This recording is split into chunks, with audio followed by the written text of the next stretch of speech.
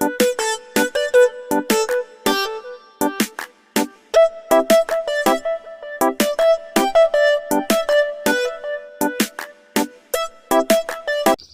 pagi dan salam sejahtera guys. Selamat kembali ke Biar Jadi Channel. Pagi ini kita di perkebunan. Pagi ini aku membaja sedikit. Aku nak habiskan baja aku yang segunir itu sebelum aku nak masuk ke baja seterusnya, dimana mungkin selepas tahun baru Cina nanti kita akan bagi dah 1 kilo baja. 1 kilo 1 pokok. So hari ini aku nak habiskan yang setengah hari itu. Kita bagi tabur sikit-sikit je lah. Kita bagi semua merasa. Daripada harianya tidak ada tidak ada baja, sebaiknya kita bagi sikit-sikit lah. Kita tak mau terus push dah. Tapi walaupun aku bagi sikit hari itu, nampak gaya ada dia punya kesan tu bagus. Baja tu, baja buah. Aku ingat memang budget lepas tahun baru Cina ni kita akan bagi dah 1 kilo 1 pokok untuk permulaan. Oke guys, jom kita tengok keadaan sekeliling dah. Oke guys, yang bestnya lepas aku baja hari tu, nampak dia punya buah ni sentiasa ada lah. Itu yang kita nak. Tuh, sekeliling, dia ada sekeliling.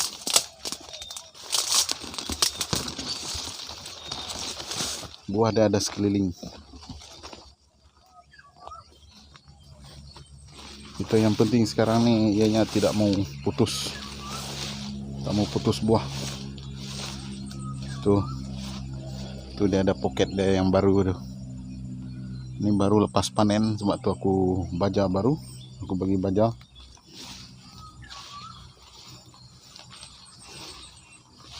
Cuaca bagus hari ni. Yang ni dah okey sikit, dah naik sikit batang dah. Dah kira paras pinggang aku lah. Buah dah sekeliling.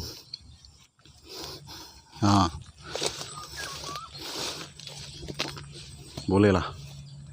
Tapi itulah masalah dia lagi ni. Tuh, dahan apapun pelepah dah selalu patah-patah. Dia dimakan oleh sejenis ulat gonggok warna merah tuh. Tapi tidak semualah.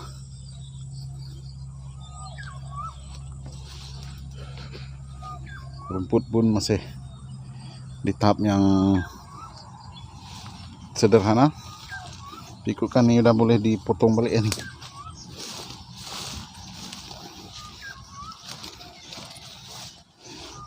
Yang macam ni kita nak. Buah ada sekeliling dan tidak putus. Tuh, dia ada satu lagi dan akan berperingkat. So guys, daripada aku tidak buat kerja apa di rumah, baik aku pergi baja, habiskan baja aku yang segunir itu. Nanti kita akan tambah dia lah.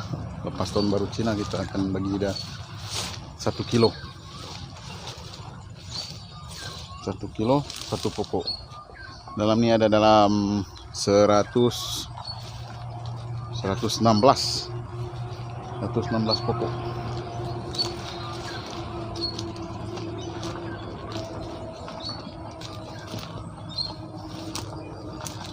So kita teruskan baja dah. Kita bagi seorang sikit lah. Baja ada tak banyak. Balapan ni kita akan baja ada lagi. Sambil tu kita bersih-bersihkan lah. Ataupun susun dia punya pelepah-pelepah lepas panen hari tu. Memang agak berselerak sedikit sebab kekangan masa lah sebenarnya. Lagi satu, nanti aku nak tanam 2 pokok. Aku nak ganti. Ada sepokok 2 yang tidak berjaya hidup. Jom, aku nak teruskan. tonton sampai habis. Oke guys, setelah habis dalam 4 baris, baru 4 baris. Kerja banyak sebenarnya, sebab sambil kita susun pelepah selepas panenan itu, bagi tidak berselera sedikit lah. Lagipun rumput dia masih agak panjang, belum lagi ada masa untuk kita potong. So dalam berjalan-jalan aku tadi, mungkin dihanyutkan banjir lah aku jumpa sesuatu yang langka, yang apa orang kata, yang kian pupus. Benda ni kian pupus. Aku jumpa buah engkabang. Ni dah. Ini adalah buah engkabang. Selalu orang proses dia akan jadi minyak dah lah. Pokok dia ni pun dah jarang dah ditemui sebab orang rajin tebang. Bila tebang, orang selalu buat kayu dia orang buat papan untuk buat pondok ataupun rumah. So dah tak banyak benda ni. So jadi ni aku akan bawa balik dan aku akan semai. Kita akan tanam nanti untuk generasi yang akan datang. Dulu memang seronok lah kutip buah engkabang ni. Proses dia untuk jadikan minyak ni, selalu dia orang akan ambil dia punya isi ni saja. Dalam dia ni ada isi lagi. Dia akan buang dia punya dia punya propeller ni. Lepas tu dia ketuk, dia buang ni. Lepas tu dia salai. Dia salai sampailah kulit yang keras di luar ni pecah. Lepas tu dia akan ambil isi dalam dia tu. Isi dalam tu lah yang berfungsi untuk dijadikan produk-produk minyak lah, terutama dia minyak sebelum wujudnya kelapa sawit. Dulu orang guna ni lah. Orang guna ni buat sabun, campur dalam sabun kan, sabun, lilin. Orang guna ni lah buah engkabang ni. Sebelum wujudnya kelapa sawit di Malaysia lah, terutama ada Sarawak. Dulu memang popular lah, memang ada harga lah dulu-dulu. Sekali orang jual berpuluh-puluh guni. Tapi sekarang memang dah orang tinggalkan. Lagi satu sebab proses dia agak rumit dan ianya bermusim. Buah dia bermusim. Dia tak macam sawit. Sawit sebulan 2 kali panen dah. Cuma awal permulaan tu je kita agak susah sikit kalau sawit ni. Tapi bila dah cukup waktu dia, waktu tu dia akan bagi kita hasil. Masa tu kita akan ada rolling lah, ada pendapatan sedikit. Tak macam engkabang ni. Engkabang ni dia hanya bermusim, seperti musim durian semua tu. 1 tahun tak silap aku dia ada 1 musim saja. Masa tu orang akan berpusu-pusu cari benda ni. Dan orang dulu di kampung ni memang banyak tanam lah. Siap ada kebun dia apa semua. Jadi bila tiba musim dia tu, orang akan seperti musim durian juga, orang akan bermalam. Lepas tu dia akan buat pondok salai, dia akan proses kat situ. Hasil dia tu, isi dia dalam tu nanti baru dia akan bawa balik ke rumah dan jual. Macam tu lah. Dia ambil masa yang lama sedikit. So orang dah tak berapa konsisten lah buat, sebab agak rumit dan leceh. Lagi satu ya bermusim lah, jadi tak berapa menghasilkan wang. So bila wujudnya sawit ni, jadi orang berpusu-pusu pula tanam sawit. Buat masa ni sawit konsisten lah sebenarnya. Dia adalah satu pelaburan yang jangka masa panjang yang bagus bagi anak-anak muda apa kan. Untuk kalau kita tanam sekarang ni pun kita jadikan ia satu warisan. Satu warisan pun boleh juga. Itulah, boleh membuka minda setiap orang. Jadi mana yang ada tanah kosong tu, coba usahakan tanam sawit. Permulaan dia memang sakit, tapi bila dah ada cukup waktu dia akan memberi hasil. Waktu tu orang akan tersenyum lebar seperti aku.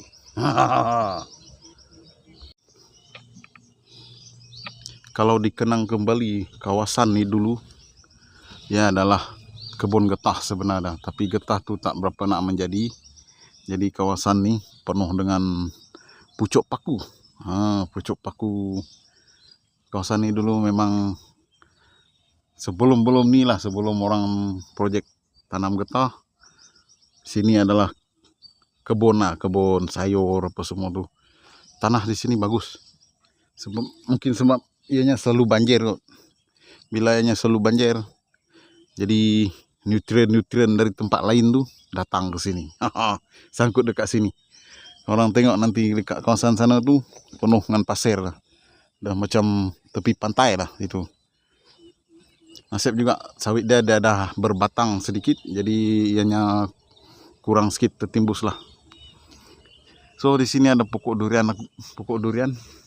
Ada 2 pokok, tapi belum lagi ada tanda-tanda dah berapa musim tak berbuahan. Tapi bila tengok dari segi pokok dah ni cantik, daun bagus. Tak apa, nanti kita akan rawat dia supaya ianya berbuah. So guys, kita rehat dulu sebentar, terhilangkan penat. Memang kalau sekadar kita membaca tidak lama pun proses dah.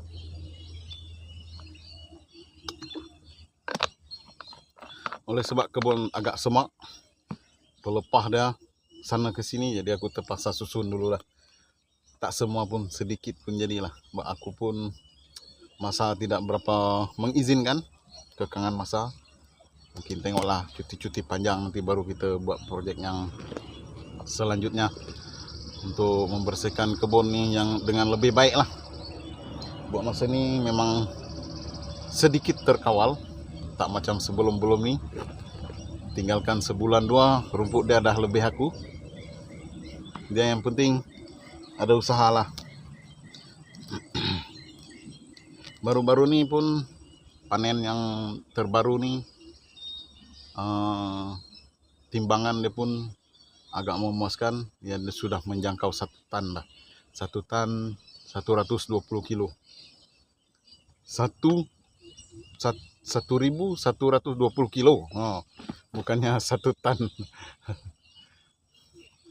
Jadi aku nampak dia punya peningkatan tu dari masa ke semasa. Mungkin sebab salah satu dia juga faktor baja yang sesuai. Sebab dekat sini ianya kawasan berpasir, dan ada kawasan berpasir, ada juga separuh kawasan yang tidak berpasir, cuma ianya tanah seperti tanah hitam tu. So mungkin pemilihan baja aku tu tepat lah, di mana aku menggunakan baja yang jenis macam pasir juga. Memang berat, 50 kilo memang berat. Satu orang nak tanggung memang tak boleh. So aku cuba yang tu. Bila aku cuba pertama kali memang bagus. Jadi bagus disebabkan buah dia sekeliling dan tidak putus. Nampak je macam pasir bodoh je, tapi nutrien di dalam tu memang terbaik sebab dia ada boron dalam tu. Ada kandungan boron. Situ aku mencari baja yang ada kandungan boron dan aku jumpa dia jenama Sasko. Bagus. Boleh cuba. Tapi tengok pada tanah dia lah. Kesesuaian tanah dia. Macam akunya tu yang ada separuh berpasir tu memang bagus lah. Sebab pasir dengan pasir. Jadi ya cepat larut lah. Lagi satu, panen yang ketiga sebelum yang ni hari tu, sebelum yang terbaru ni, yang ketiga, aku dah perasan buah dia, tandan dia dah semakin besar. Tapi yang terbaru ni aku tak ada lah. Aku paksa menggunakan hikmat orang lain untuk panen dan menguruskan. Okey guys, ini bakul membaja ataupun baldi membaja. Ini aku terinspirasi dari ada itu influencer Indonesia tu, Bang JM tu.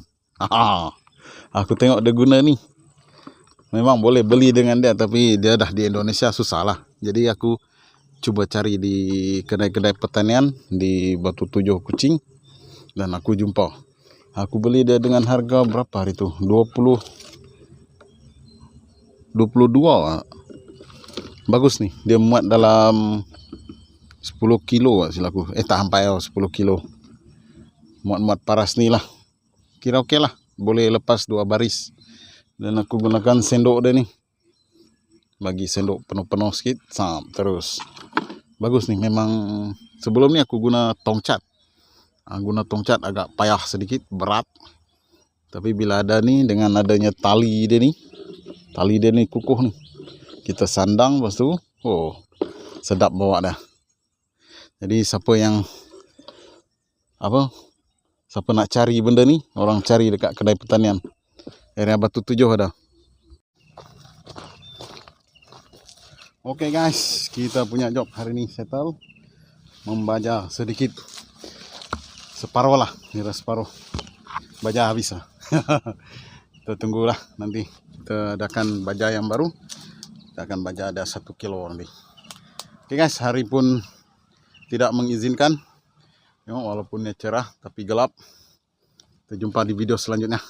Jangan lupa like, comment, dan subscribe. Biar jadi channel sampai maju ke depan. Dan terus apa? Memberi info serta perkongsian yang menarik untuk Anda semua. Terima kasih kerana sentiasa menyokong Biar Jadi Channel. Salam sayang buat semua. Bye bye.